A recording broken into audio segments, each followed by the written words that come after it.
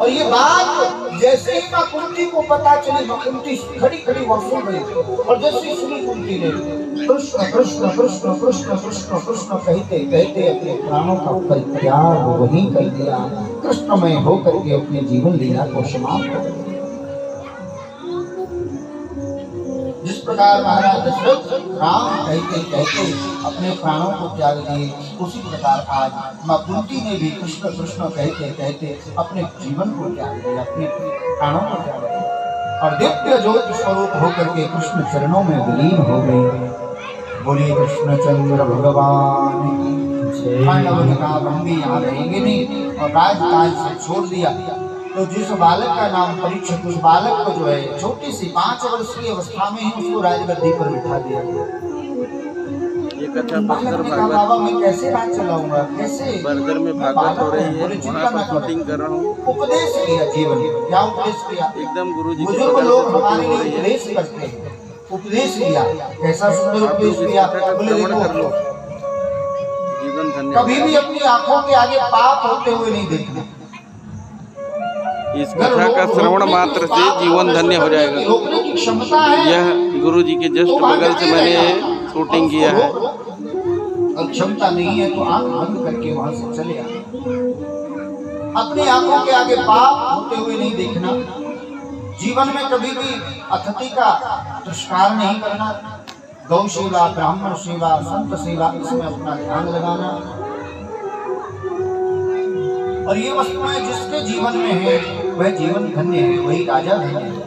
प्रजा जिसको प्राण प्रिय है वही राजा धन्य है।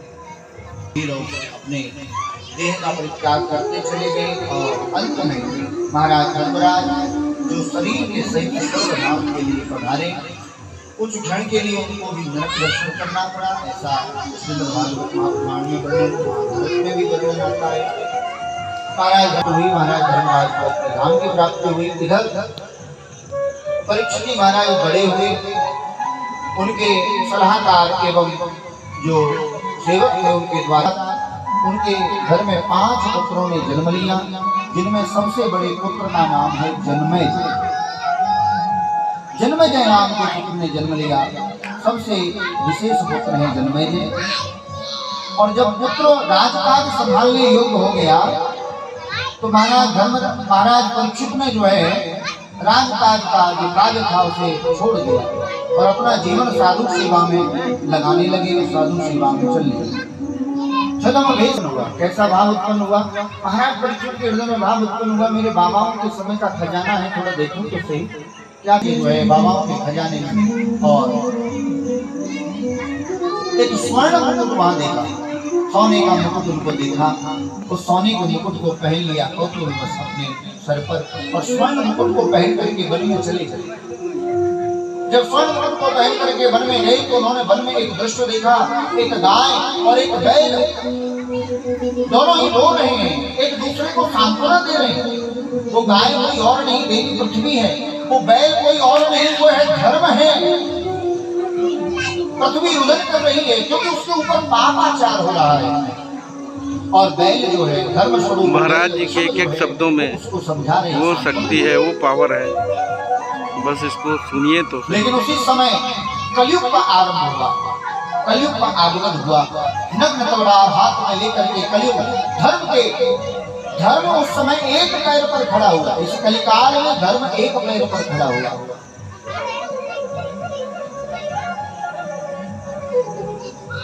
उस धर्म के एक पैर को भी कलयुग काट देना चाहता है। और जब उस दृश्य को महाराज परीक्षित ने देखा तो परीक्षित महाराज ने जो है अपने धनुए में बाण चढ़ा लिया और सावधान किया, तुझे मार डालूंगा, सावधान हो जा। मेरे राज्य में रह करके बैल को गाय को दुख देना, कष्ट देना, ये कहाँ की?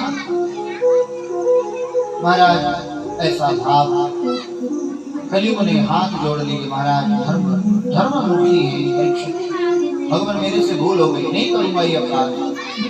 परीक्षित ने कहा जाओ मेरे राज्य से दूर निकल जाओ, तुम्हारे जैसे लोगों का मेरे राज्य में रहना उचित नहीं।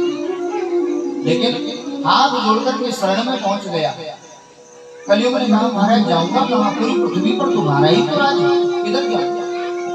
कोई स्थान अपने यहाँ बताते तो स्थान बताए दूतम पानी पानम प्रतिदिन 7 बजे से 9 बजे तक जहाँ कथा मदिरा चलती है। पान की जाती हो वहाँ जाकर के रहो, जहाँ जुआ खेला जाता हो वहाँ जाकर के रहो, छल छिद्र कपट जहाँ रहता हो वहाँ जाकर के रहो। कलयुग ने कहा महाराज ये तो बड़े घृणित स्थान है, कोई अच्छा सा स्थान। परीक्षित ने कहा जाओ तुम्हारा वास स्वर्ण के अंदर होगा, सोने के अंदर तुम्हारा वास होगा। और उसी क्षण जो है कलयुग ने सूक्ष्म रूप बनाया और जो सोने का मुकुट धारण किया हुआ था उस मुकुट में प्रविष्ट हो गया, यानी कि महाराज परीक्षित के सर पे जाके बैठे। सोचो जिसके सर पर कलयुग बैठा हो उसकी बुद्धि भ्रमित ना हो, ऐसा कैसे हो सकता है। परीक्षित महाराज अपने राज के लिए लौटने लगे, कलिकाल के कारण उसका प्रभाव होने लगा कलयुग का। उनको बड़ी जोर से प्यास लगने लगी, भूख लगने लगी। रास्ते में समीप मुनि का आश्रम पड़ा और समीप मुनि का आश्रम जब रास्ते में पड़ा तो महाराज प्रविष्ट हो गए। लेकिन उस समय समीप मुनि जो है समाधि में बैठे हुए, समाधि में समाधिस्थ उस ऋषि से महाराज परीक्षित ने याचना की, भोजन की, पानी की। लेकिन समाधि में जो व्यक्ति बैठा है उसको कैसे पता चलेगा कौन आ रहा है कौन गया। तब महाराज परीक्षित को क्रोध आया, मैं इन संतों की इतनी सेवा करता हूँ लेकिन इन्होंने आज मुझे पानी तक नहीं पूछा, भोजन तक नहीं कराया। तो वहां मरा हुआ एक सांप, मरा हुआ एक सर्प वहां पड़ा हुआ था, उस सर्प को उठाया और समीप मुनि के गले में डाल दिया और समीप मुनि के गले में डाल करके जो है महाराज वहां से चल पड़े, अपने राज्य में आए। राज्य में आकर के जैसे ही उस मुकुट को उतार करके रखा तो अपने किए हुए अपराध का उनको बड़ा ही खेद हुआ। महाराज परीक्षित कहते हैं अरे मैंने ये क्या कर डाला, जिन संतों को मैं पूजता हूँ, जिन संतों को भगवत स्वरूप मान करके उनकी सेवा करता हूँ, आज उन्हीं संतों का अपमान मैंने कर दिया। ये कैसे हो सकता है, कैसे हो गया मेरे से। महाराज पश्चाताप कर रहे हैं। और इधर समीप मुनि के पुत्र हैं श्रृंगी ऋषि। श्रृंगी ऋषि जब आश्रम में आए, आश्रम में आकर के श्रृंगी ऋषि ने समीप मुनि अपने पिता के गले में उस मरे हुए सर्प को देखा, सर्प निकाला, क्रोधित हो गए और क्रोधित होकर के जल लिया अंजलि में और जल लेकर के श्राप दे दिया कि जिसने भी ऐसा अपराध किया है, जिसने भी इस मरे हुए सर्प को मेरे पिता के गले में डाला है, मैं श्राप देता हूँ आज के 7वें दिन उसको तक्षक जाति का सर्प आकर के डसेगा और उसके बाद मृत्यु हो जाएगी। क्यों हो जाएगी? ऐसा भाव जब कहा, समीप मुनि की समाधि खुली। समीप मुनि को जब ये सारी बात पता चली तो समीप मुनि ने जो है अपने पुत्र को समझाया और पुत्र को समझाते हुए कहा कि बेटा संतों को कभी क्रोध नहीं करना चाहिए, संतों को प्रतीक्षावान होना चाहिए, करुणावान होना चाहिए, मैत्री भाव रखना चाहिए। तुमने जिस राजा को श्राप दिया है तुम जानते हो उस राजा का प्रभाव क्या है, कितना धर्मनिष्ठ राजा। उस राजा के कारण ही तो हम इन आश्रमों में वास करते हैं, हमारे आश्रमों की सारी सेवाएं व्यवस्थाएं सुचारू ढंग से चलती हैं। अच्छा नहीं किया तुमने। और फिर अपने गौरमुख नाम के सेवक को, शिष्य को जो है परीक्षित के पास भेजा। परीक्षित के पास जब गौरमुख नाम का शिष्य गया, परीक्षित की वह दयनीय दिशा देखी, कैसी दशा है। परीक्षित पश्चाताप अश्रुपात कर रहे हैं, पश्चाताप हो रहा है कि मेरे से ये कैसा अपराध हो। और जाकर के कहा कि देखो तुम्हें 7 दिन में 1 सप्ताह में मरने का सांप लगा है, तुम पे जो किया जाए अपने कल्याण के लिए, आत्म कल्याण के लिए जो तुमसे बन सके वो करो। हाथ जोड़ करके बड़ी विनम्रता से परीक्षित जी महाराज कहते हैं धन्य है उस संत बालक के लिए, धन्य है उस ऋषि पुत्र के लिए जो कि उसने मुझे 7 दिन जीवित रहने का तो अवसर प्रदान कर दिया। धन्य है। लेकिन एक बात मैं आप लोगों से कहूं, परीक्षित के पास तो 7 दिन है इसकी गारंटी है। माताओं परीक्षित के पास तो 7 दिन है इसकी गारंटी है, लेकिन हमारे पास 7 मिनट भी नहीं, इसकी कोई गारंटी नहीं, कोई गारंटी नहीं है। काल व्याल मुखग्रास, हम लोग काल रूपी अजगर सर्प के मुख के ग्रास बने हुए, उसके मुंह में बैठे हुए। और जब वो अपना मुंह बंद कर लेगा तभी हमारी मृत्यु हो जाएगी। अभी मैं आपको कथा सुना रहा हूँ, अभी ये यहाँ बैठे वो वहाँ बैठे, कौन कब क्या हो जाए, और उसके प्रमाण मैं आपको दे रहा हूँ। आपके मध्य में आपकी खूब जानने पहचानने वाले हमारे आचार्य जी प्रतिवर्ष यहाँ आए हैं, जिन्होंने प्रतिवर्ष आकर के आपसे पूजा कराई है, अनुष्ठान कराया है, आपके पूजा विधान को कराया है। आज हम लोगों के बीच में नहीं है। एक क्षण का पता नहीं इस जीवन का मेरे का। अब समापन का देहावसान हो गया, देवलोक गमन हो गया। परमात्मा उनकी आत्मा को शांति प्रदान करें, ऐसे भगवान से हम लोग आप लोग प्रार्थना करें। ऐसे आचार्य आहा, इसलिए कहता हूँ एक पल का कोई ठिकाना नहीं। पल दो पल में क्या हो जाए, हर पल दो पल में क्या हो जाए, मानव तेरे शरीर का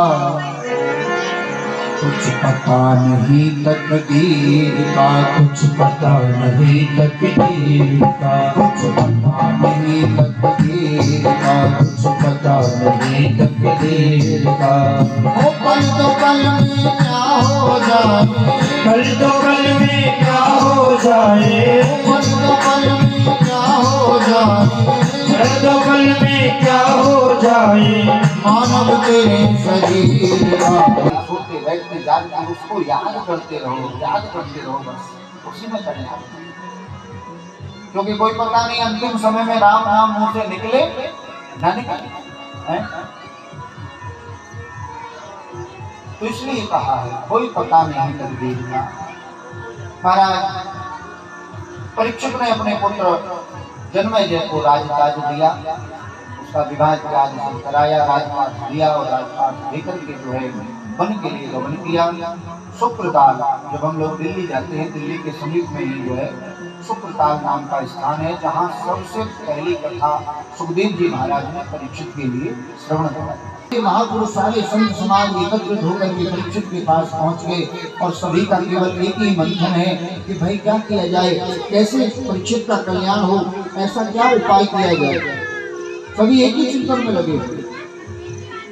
लेकिन महाराज सुखदेव जी महाराज, उसी समय सुखदेव जी महाराज का आगमन हुआ और सुखदेव जी महाराज का जब आगमन हुआ तो सभी संतों ने खड़े होकर के जो है स्वागत किया, सुखदेव जी का स्वागत किया।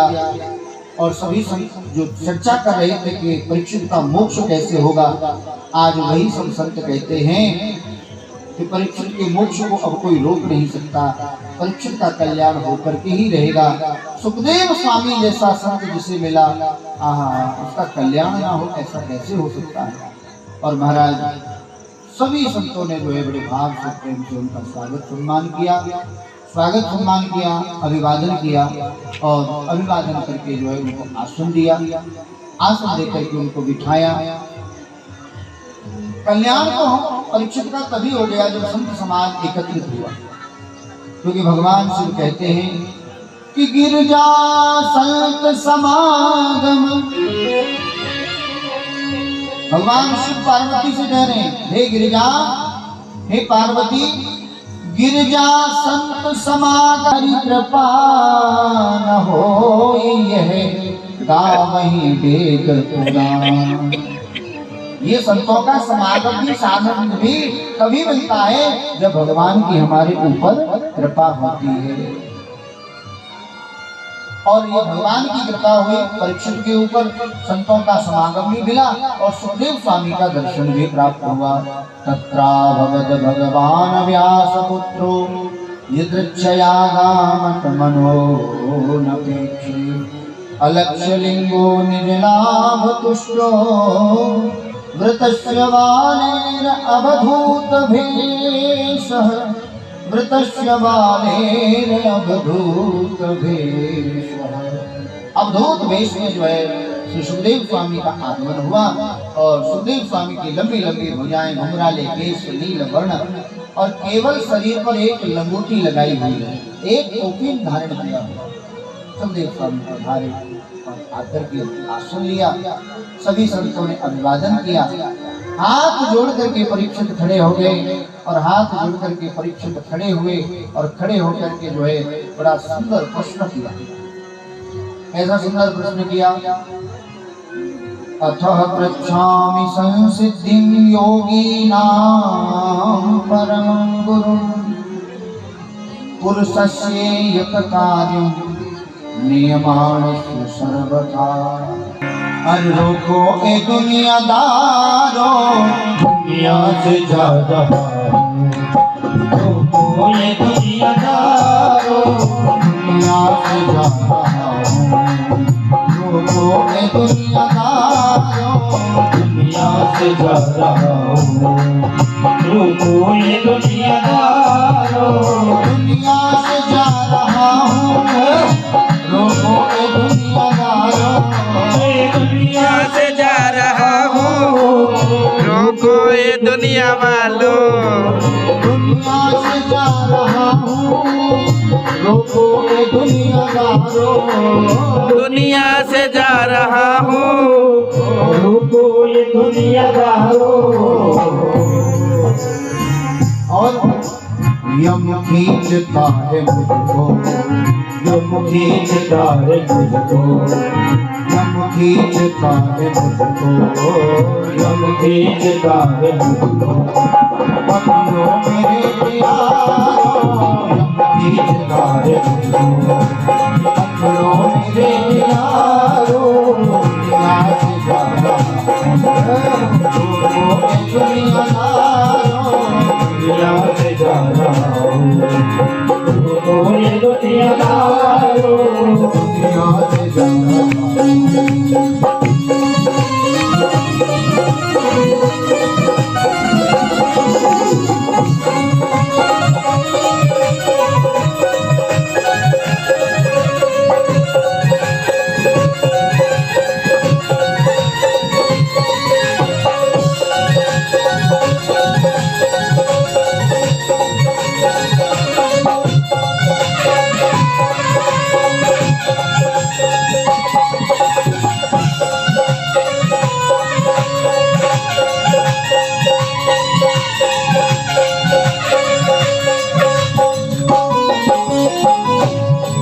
मरने वाला क्या कह रहा है, क्या कह रहा है?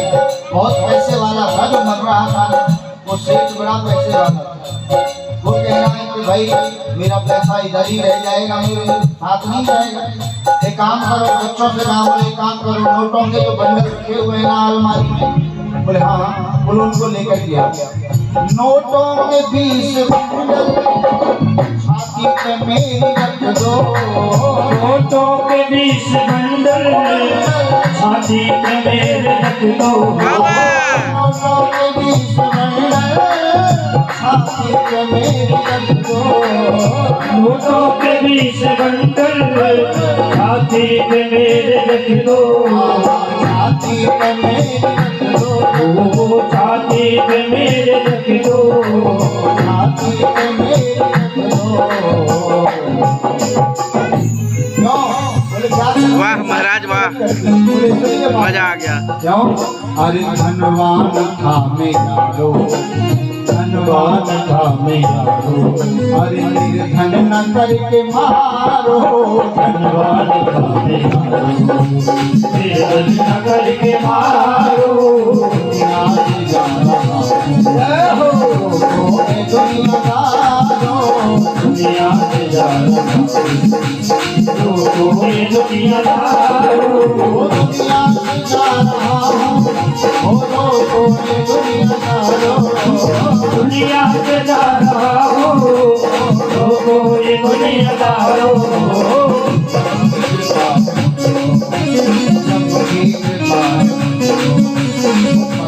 मेरे प्यार